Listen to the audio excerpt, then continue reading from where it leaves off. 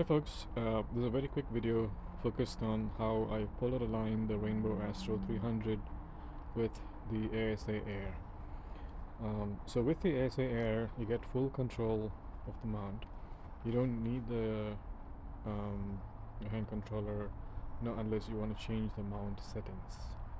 For regular use, um, you can just control the mount with just the ASIAIR. And ASIAIR, you can use the USB cable. And then ASIAIR also provides the power for using not the mini version. Actually, even the mini version, I believe, has power. So technically, all the ASIAIRs can control the rainbow mounts. So this is how I would connect it. To recap, I don't use the HC, the hand controller, with just these two cables. And I won't go into too much details on how we can install the ASIAIR or come up to the mount screen. I'm assuming you already know it. But once you have it installed and come to the mount selection, you select Rainbow Astro RST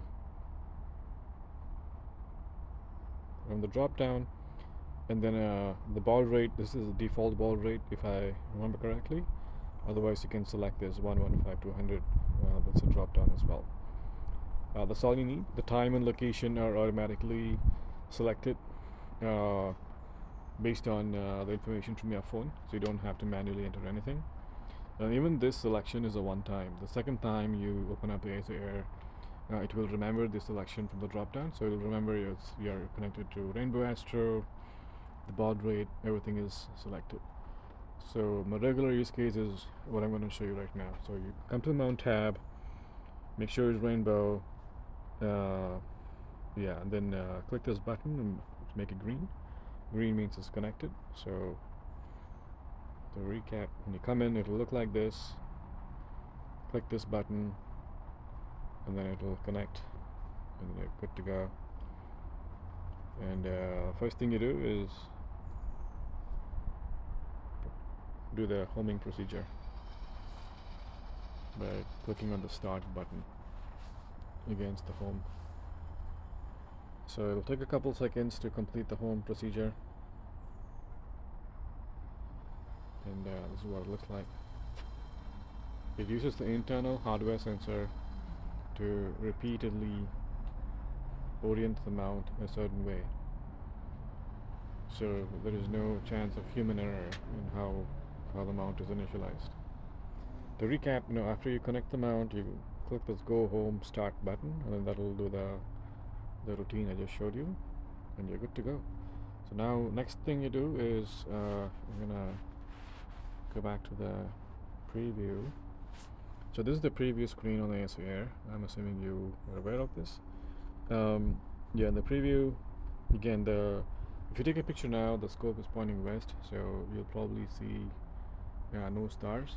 So what you want to do now is use just the deck button. Don't slew anywhere, just press the deck button and move the scope towards Polaris.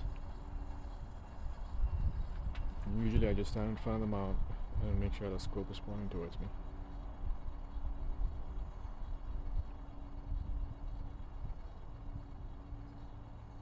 This is good enough. It doesn't, as you can notice, it doesn't have to be scientific. As long as you have it pointing towards north, towards Polaris, it should be good. Now you can take a picture, and there's no camera connected. I have it on a dummy camera. So you want to take a picture and make sure you can see the stars. The stars are in focus, because with the polar alignment you'll be using plate solving, and for that to work, you want your stars to be in focus. So now is a good time to run your autofocus routine and stuff like that. Now I sometimes even do a picture and then run a plate solve, and then test things out. But yeah, so now after you're done with this, go to PA, and then now you can just press this play button, and that'll take a picture and automatically rotate it after your confirmation to 60 degrees on just the RA axis. Take another picture, plate solve, and then you can polar align them on that way.